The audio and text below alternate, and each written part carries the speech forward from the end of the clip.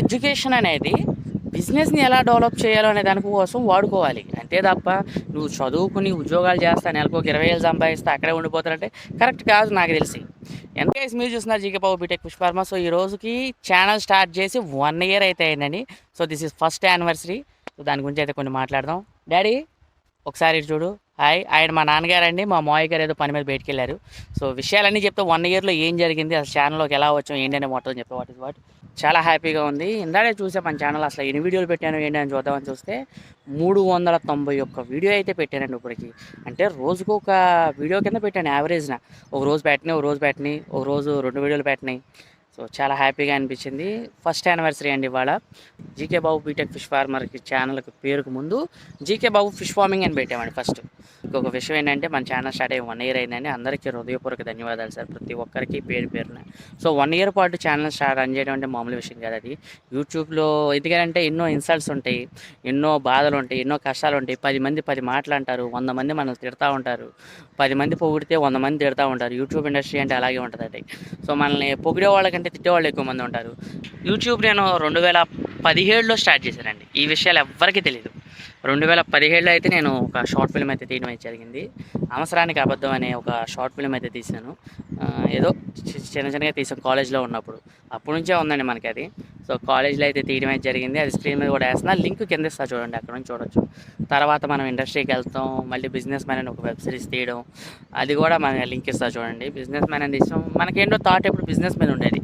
ఎంత ఎడ్యుకేషన్ చదువుకున్నా సరే ఎడ్యుకేషన్ అనేది బిజినెస్ని ఎలా డెవలప్ చేయాలో అనే దానికోసం వాడుకోవాలి. అంతే తప్ప నువ్వు చదువుకుని ఉద్యోగాలు చేస్తా నెలకు ఒక 20,000 సంపాదిస్తే అక్కడే ఉండిపోతారంటే కరెక్ట్ కాదు నాకు తెలిసి. ఎంతైనా సరే అవును అంతేనండి. ఉద్యోగాలు లేవు ఆంధ్రాలో, తెలంగాణలో ఉద్యోగాలు ఎవ్వడికి రావు.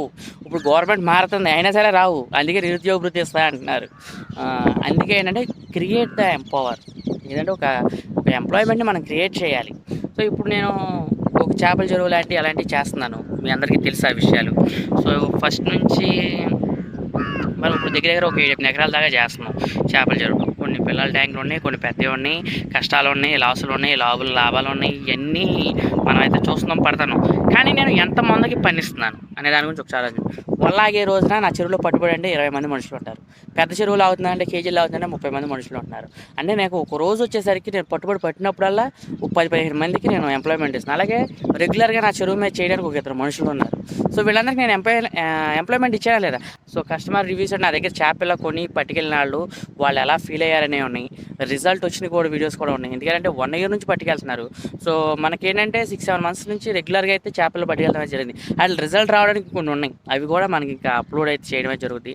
సో ఎంతోమంది రైతులతో రండి ఎలాంటి వాళ్ళతో మాట్లాడారంటే మనకి ఒక డాక్టర్ గారు ఫోన్ చేశారండి, ఒక లాయర్ గారు చేశారు, అలాగే ఒక పోలీస్ ఆఫీసర్ కాల్ చేశారు, లాయర్ అదే కోర్టులో పనిచేసే వాళ్ళు ఉంటారు వాళ్ళు చేశారు. చేపల చెరువుల గురించి తెలుసుకోవడం కోసం, అవగాహన కోసం కొంతమంది కొంతమంది చేస్తున్న వాళ్ళు. సో నాకు 3-4 అయితే డైరెక్ట్గా చెప్పాను, మేము ఇలా డిపార్ట్మెంట్ నుంచి మాట్లాడుతున్నాం అని అన్నారు. సో వాళ్ళు కూడా హ్యాపీ అండి. నేను ఆ కాల్స్ అప్లోడ్ చేయలేదండి. ఎందుకంటే వాళ్ళు ప్రైవసీ సెక్యూరిటీ ఉంటుంది ఆ రీజన్స్ ప్రకారం. సో ఈ విషయాలు కూడా చెప్పకూడదు. కానీ 1 ఇయర్లో ఏం జరిగినాయి అనే విషయాలు అయితే మీకు చెప్పడమే జరుగుతుంది. అలాగే మన సబ్స్క్రైబర్స్ కానీ వాళ్ళు కానీ మన దగ్గరకు వచ్చి కలవడం, మాట్లాడటం, ఎన్నో ఫోన్ కాల్స్ కానీ డైరెక్ట్గా వచ్చి చేపలు తీసుకెళ్ళడం, ఇవి కూడా మన ఛానల్లో ఉన్నాయండి, పెట్టానండి ప్రతి ఒక్కటి. ఎందుకంటే మనం అంత జెన్యూన్గా చేసి అయితే పంపించడం అయితే జరుగుతుంది. చేపల చెరువుల గురించి నాకు ఈ మంచి అవకాశం ఇచ్చారు మీరు అందరూ. సో అందరికీ హృదయపూర్వక ధన్యవాదాలు. Thank you so much. Love you guys.